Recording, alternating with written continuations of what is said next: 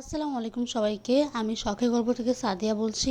আজকে আমি বানিয়ে নিব মশলার চিতই চাপটি। এই চাপটিটিকে আমাদের দেশে পাইলা চিতলও বলা হয়।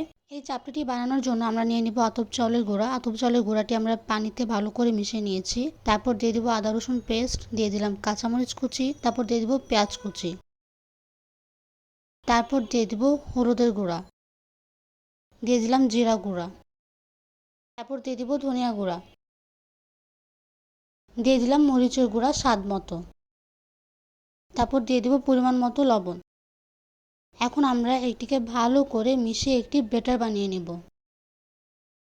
আমাদের খেয়াল রাখতে হবে ব্যাটারটি যেন বেশি পাতলা বা বেশি ঘন না হয়। ব্যাটারটি তৈরি হয়ে যাওয়ার পর আমরা একটি প্যানে পরিমাণ মতো তেল দিয়ে দিব। তেলটি দিয়ে দেওয়ার পর এখন আমরা ব্যাটারটি দিয়ে দিব। এই চাপটিটি একটু মোটা করে বানাতে হবে। ঠিক এইভাবে আমরা চাপটিটি দিয়ে দিব। চাপটিটি দিয়ে দেওয়ার পর আমরা 10 থেকে 15 মিনিট পর্যন্ত ঢাকনা দিয়ে ঢেকে রেখে দেব। 10 থেকে 15 মিনিট পর আমরা ঢাকনাটি উঠিয়ে এই চাপটিটি উল্টিয়ে দিব।